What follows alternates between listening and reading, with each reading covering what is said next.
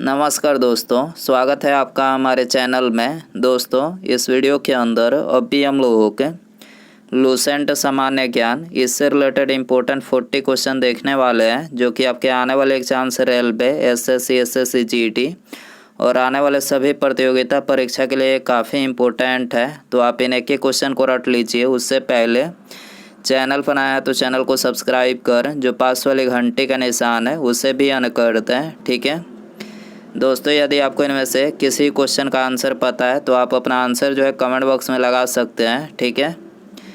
तो देखिए यहाँ पर हमारा पहला क्वेश्चन है, मूल कर्तव्य संबंधित प्रावधानों का वर्णन भारतीय संविधान के किस भाग में किया गया है।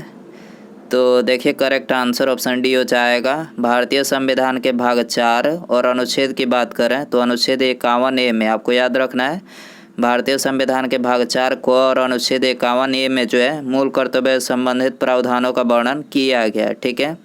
यदि हम भारतीय संविधान के भाग 1 की बात करें तो इसमें जो है संघ और उनके क्षेत्र का वर्णन है, जो कि अनुच्छेद 1 में 1 से लेकर 4 तक में दिया गया है, ठीक है। भाग 2 इसमें जो है नागरिकता से संबंधित प्रावधान है, जो कि अनुच्छेद 5 से 11 तक में दिया गया है। और भाग 3 जो है इसमें मौलिक अधिकार है, जो कि अनुच्छेद 12 से 35 तक में दिया गया है, ठीक है। क्वेश्चन नंबर 2 है, भारतीय संविधान का कौन सा अनुच्छेद राष्ट्रपति को उच्चतम न्यायालय से परामर्श करने की शक्ति प्रदान करता है।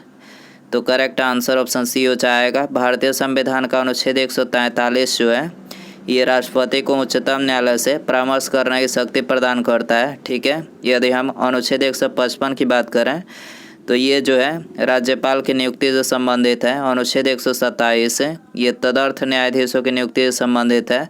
और अनुच्छेद 54 जो है ये राष्ट्रपति के निर्वाचन से संबंधित है, ठीक है। क्वेश्चन नंबर 3 है, निम्नलिखित में से किस अधिनियम से राष्ट्रपति के अध्यादेश जारी करने की शक्ति प्रेरित है। तो करेक्ट आंसर ऑप्शन ए हो जाएगा, भारत शासन अधिनियम 1935 के द्वारा, ठीक है। आपको याद रखना है, भारत शासन अधिनियम 1935 के द्वारा जो है ये राष्ट्रपति के अध्यादेश जारी करने की शक्ति प्रेरित है, ठीक है। क्वेश्चन नंबर 4 है, स्वतंत्रता प्राप्ति के पश्चात हड़प्पा संस्कृति के सबसे अधिक स्थल भारत के किस राज्य में खोजा गया। तो सबसे अधिक स्थल जो है ये भारत के गुजरात राज्य में खोजा गया, ठीक है। करेक्ट आंसर सी हो जाएगा। क्वेश्चन नंबर 5 है, अशोक का सबसे लंबा अभिलेख कौन सा है। तो सबसे लंबा अभिलेख जो है वो है 7वां अभिलेख, ठीक है। करेक्ट आंसर सी हो जाएगा। अशोक के 13वां शिलालेख जो है ये काफ़ी ज़्यादा इम्पोर्टेंट है, एग्जाम में पूछा जाता है। इसमें क्या है, तो इसमें कलिंग युद्ध का वर्णन किया गया, आपको याद रखना है। क्वेश्चन नंबर 6 है, निम्नलिखित में से किस आंदोलन का नेतृत्व महात्मा गांधी जी ने नहीं किया था।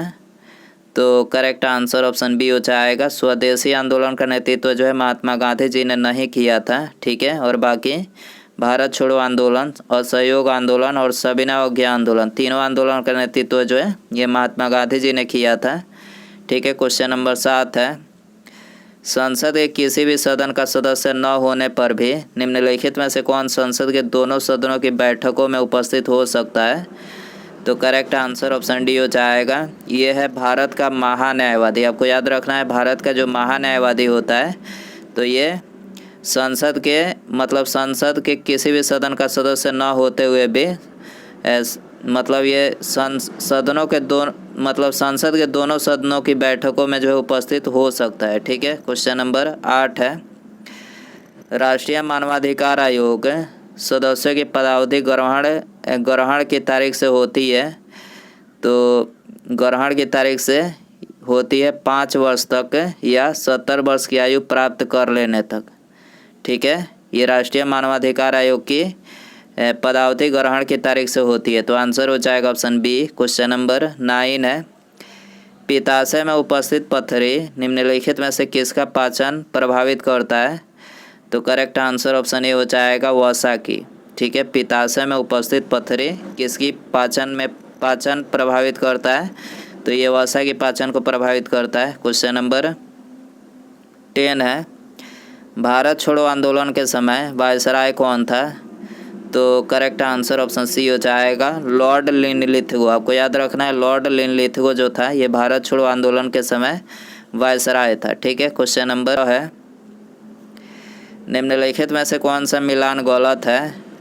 तो देखिए यहाँ पर जो तीसरा मतलब मिलान दिया गया है, तालीकोट का युद्ध 1665 में नहीं बल्कि ये 1565 में हुआ था, आपको याद रखना है। बाकी ये तीनों करेक्ट हैं। चंदेरी का युद्ध 1528 में हुआ था, चौसा का युद्ध 1539 में हुआ था और पानीपत की दूसरी लड़ाई ये 1556 में हुआ था। ठीक है, क्वेश्चन नंबर 12 है पीलिया हमारे शरीर के किस अंग को प्रभावित करता है। तो करेक्ट आंसर ऑप्शन डी हो जाएगा यकृत को। ठीक है, और यकृत जो ये मानव शरीर की सबसे बड़ी ग्रंथि है। ठीक है, और मानव शरीर की दूसरी सबसे बड़ी ग्रंथि पूछा जाए तो वो है अग्न्याशय, आपको याद रखना है। क्वेश्चन नंबर 13 है प्रोजेस्टेरॉन हार्मोन का स्रावण किसके द्वारा होता है। तो ये होता है कार्पस लुटियम के द्वारा। ठीक है, कार्पस लुटियम के द्वारा जो है प्रोजेस्टेरॉन हार्मोन का स्रावण होता है। क्वेश्चन नंबर 14 है निम्नलिखित में से कौन सा तत्व सर्वाधिक यौगिक का निर्माण करता है। तो करेक्ट आंसर ऑप्शन डी हो जाएगा कार्बन। ठीक है, कार्बन जो है ये सर्वाधिक यौगिक का निर्माण करता है। क्वेश्चन नंबर 15 है निम्नलिखित में से कौन लगातार 6 वर्ष तक भारतीय राष्ट्रीय कांग्रेस के अध्यक्ष पद पर थे। तो इनका नाम था मौलाना अबुल कलाम आज़ाद, आपको याद रखना है मौलाना अबुल कलाम आज़ाद, जो कि लगातार 6 वर्ष तक जो है भारतीय राष्ट्रीय कांग्रेस अध्यक्ष पद पर रहे थे। ठीक है, तो आंसर हो जाएगा बी। क्वेश्चन नंबर 16 है पाकिस्तान नाम किसने गढ़ा था। तो करेक्ट आंसर ऑप्शन डी हो जाएगा चौधरी रहमत अली ने। ठीक है, पाकिस्तान नाम किसने दिया, चौधरी रहमत अली ने दिया था। क्वेश्चन नंबर 17 है निम्नलिखित में से कौन सा कथन सत्य है। तो देखिए जो पहला कथन दिया गया 1906 में मुस्लिम लीग की स्थापना ढाका में हुई, तो करेक्ट है। ठीक है, दूसरा कथन है मुस्लिम लीग के प्रथम अध्यक्ष आगा खां थे, ये भी करेक्ट है। तो यहाँ पर दोनों हो जाएगा। ठीक है, सी आंसर हो जाएगा, दोनों यहाँ पर करेक्ट है। क्वेश्चन नंबर 18 है प्रोटीन का पाचन कहाँ से प्रारंभ होता है। तो देखिए प्रोटीन का जो पाचन होता है तो ये उदर से प्रारंभ होता है, आंसर हो जाएगा ऑप्शन बी।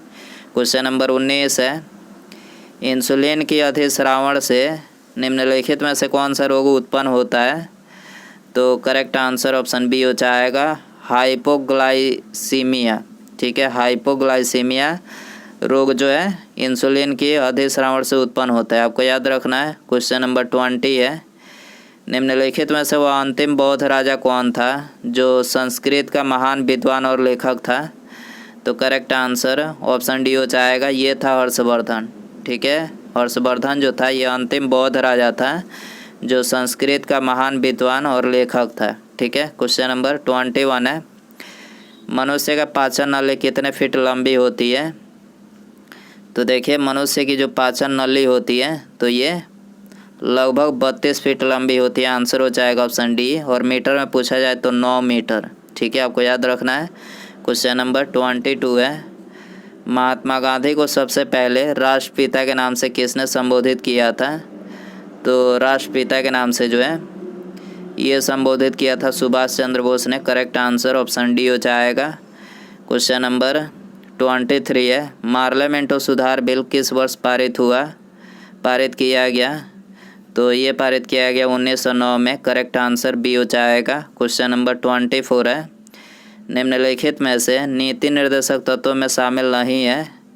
तो करेक्ट आंसर ऑप्शन डी हो जाएगा संविधान, राष्ट्रध्वज और राष्ट्रगान के अंदर से संबंधित उपबंध, राष्ट्रगान के आदर से संबंधित उपबंध, ये सभी जो है ये नीति निर्देशक तत्वों में शामिल नहीं है। ठीक है, क्वेश्चन नंबर 25 है माउंटबेटन योजना आधार बने। तो माउंटबेटन योजना जो है भारत के विभाजन के आधार बने। ठीक है, करेक्ट आंसर सी हो जाएगा।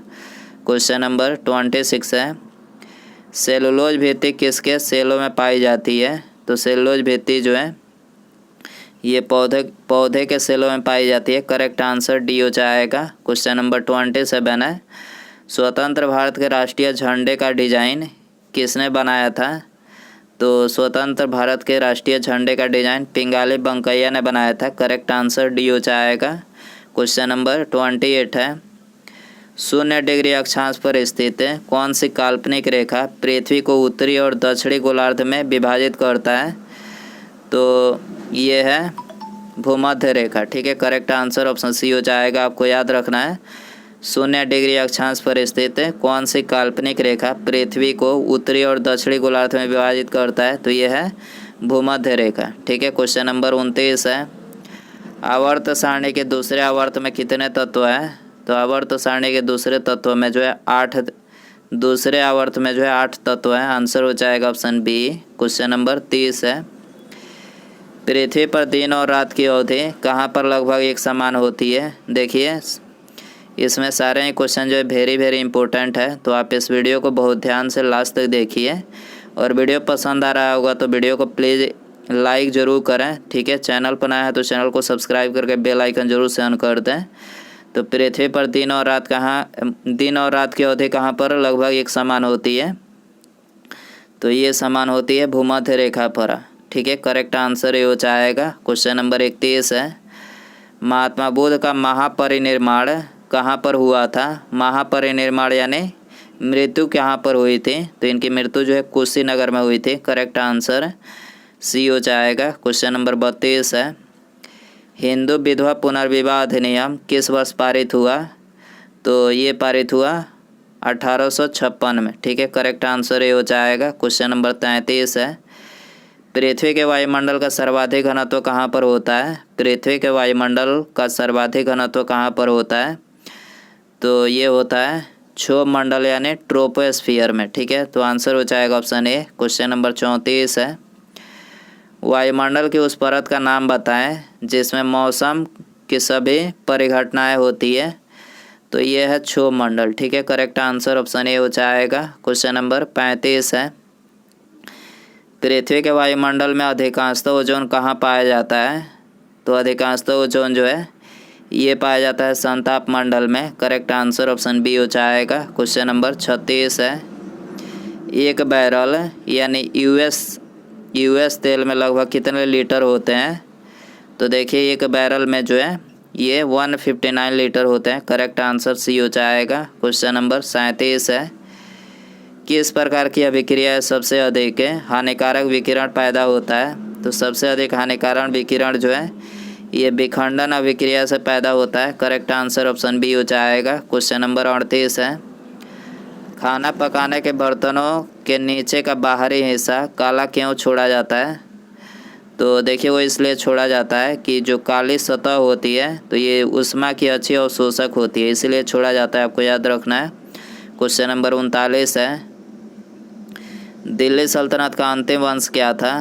तो अंतिम वंश जो था वो था लोधी वंश। ठीक है, करेक्ट आंसर ऑप्शन ए हो जाएगा। उसके बाद यहाँ पर हमारा अगला क्वेश्चन है, निम्नलिखित में से किस सुल्तान ने सती प्रथा रोकने का प्रयास किया? ऑप्शन है आपके पास अलाउद्दीन खिलजी, मोहम्मद बिन तुगलक, जलालुद्दीन खिलजी या फिर फिरोज तुगलक। सही आंसर कमेंट बॉक्स में ज़रूर बताएं कि सुल्तान ने सती प्रथा रोकने का प्रयास किया था। ठीक है दोस्तों, वीडियो पसंद आया रहेगा तो वीडियो को लाइक कीजिएगा।